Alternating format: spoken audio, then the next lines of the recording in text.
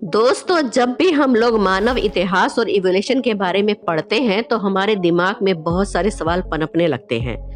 आज से 300-400 साल पहले ही हमने ये अंदाजा लगा लिया था कि आखिर धरती पर जीवन की शुरुआत कैसे हुई होगी और कैसे कैसे जीव आगे जाकर विकसित हुए होंगे।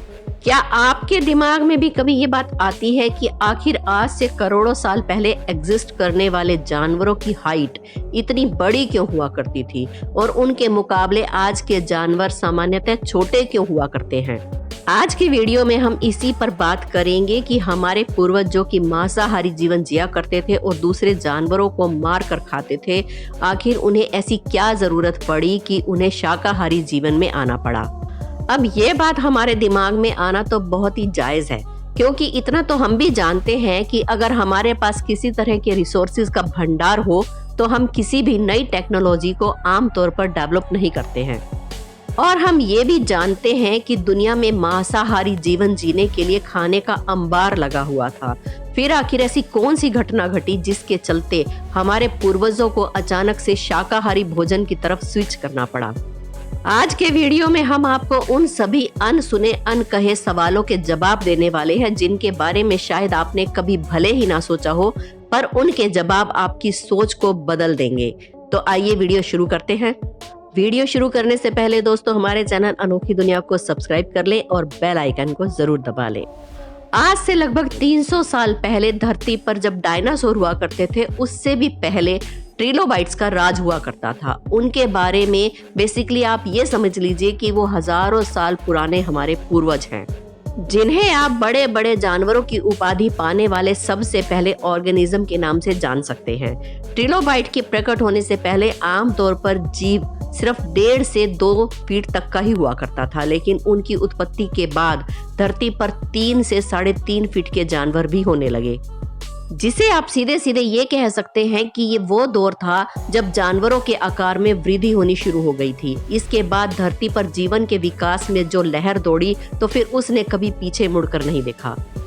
ये सिलसिला अनंत काल तक यूं ही चलता रहता, लेकिन ईश्वर को शायद कुछ और ही मंजूर था। जहां एक तरफ सब कुछ बिल्कुल परफेक्ट टाइमिंग पर और स्पीड पर चल रहा था, वहीं दूसरी ओर इसी बीच एक उल्कापिंड आया और उसने पूरे जैविक इतिहास को ही बदल कर रख दिया। और नतीजे में मिला धरती पर कई साल लंबा शीतकाल और फिर डायनासोर की विलुप्ति। ये वो पल था जिसमें शायद जैविक इतिहास हमेशा हमेशा के लिए या तो खत्म हो जाता या फिर इस तबाही के बाद सिर्फ छोटे स्तर पर ही सीमित रह सकता था। लेकिन हम लोग बहुत खुशकिस्मत और भाग्यशाली थे, क्योंकि इतना कुछ होने के बाद भी जीवन को धरती पर एक बार फिर से पनपने का दूसरा अवसर मिला। इसमें भले ही करोड़ों साल लग गए, लेकिन जीवन ने न सिर्फ समय के साथ साथ अपनी लंबाई में इजाफा किया, बल्कि भारी मात्रा में वजन को भी बढ़ाया। उसी का नतीजा था कि ग्लेप्टोडॉन और मैमथ जैसे बड़े जानवर इंसानों के सामने प्रकट हुए। अगर इस लॉजिक के हिसाब से देखें तो आज के समय में जीवों को पहले से ज्यादा लंबा और बड़ा होना चाहिए था, लेकिन फिर अचानक ऐसा क्या हुआ कि उनकी लंबाई और ऊंचाई कम हो गई। इसके बारे में जब रिसर्च की तो शोधकर्ताओं को पता चला कि पहले के जमाने में सभी जानवर अपने अपने हिसाब से ही जीवन जिया करते थे, जिनमें से सामान्यतः शाकाहारी जीव तो पेड़ों में ही व्यस्त रहते थे और दूसरी तरफ मांसाहारी जीव सिर्फ नियमित मात्रा में ही शिकार किया करते थे। इसके अलावा उनकी रिप्रोडक्शन स्पीड भी बहुत कम हुआ करती थी, जिसकी वजह से उन्हें ज्यादा शिकार करने की जरूरत नहीं पड़ती थी। पर ये सब तब बदल गया जब धीरे धीरे आज से लगभग 1.5 मिलियन साल पहले अर्ली ह्यूमंस धरती पर आए और उन्होंने आज से तकरीबन 15 लाख साल पहले शिकार करने की काबिलियत हासिल कर ली थी। फिर उन्होंने अपनी इसी काबिलियत के दम पर बड़े बड़े जानवरों का शिकार करना शुरू कर दिया। हमारे पूर्वजों के ऐसा करने के पीछे मुख्यतः 2 कारण थे।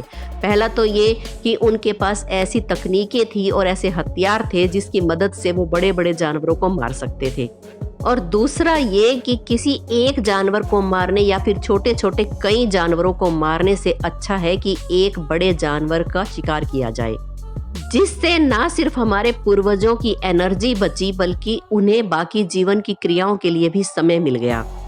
इसी कारण इंसानों ने अपने परिवार का भरण पोषण करने के लिए एक नहीं, दो नहीं, बल्कि ज्यादा से ज्यादा और बड़े से बड़े विशालकाय जीवों को मारना शुरू कर दिया।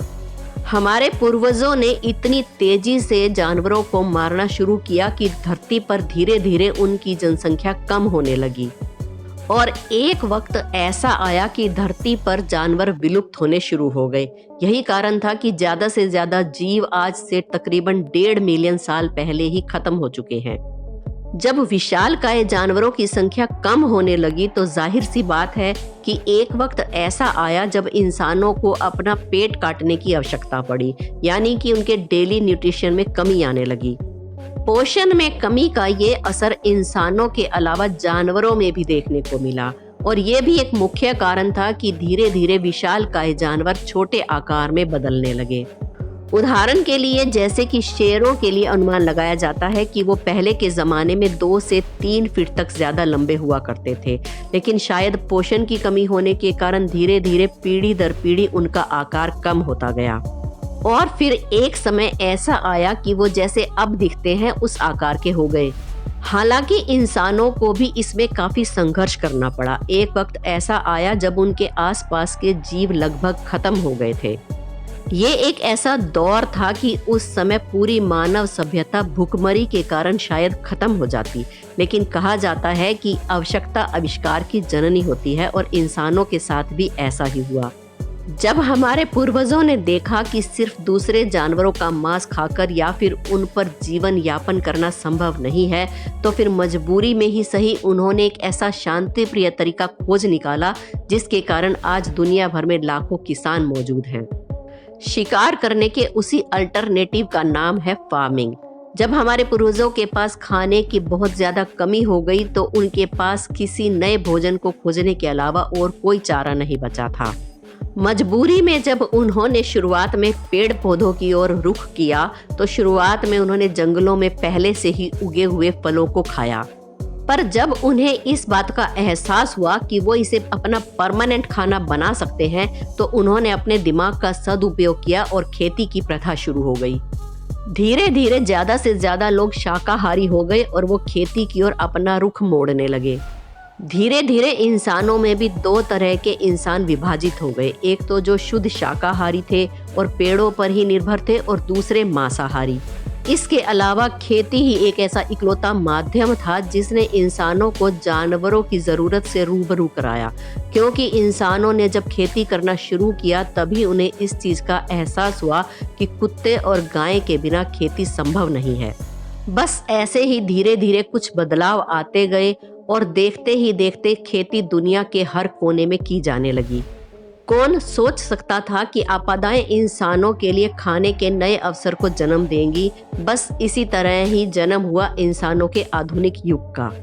दोस्तों, अगर आज की वीडियो आपको इंटरेस्टिंग लगी तो एक लाइक जरूर कीजिए। हमारे चैनल अनोखी दुनिया को सब्सक्राइब करके बेल आइकन को दबाना ना भूलें। मिलते हैं अगली वीडियो में, तब तक के लिए जय हिंद।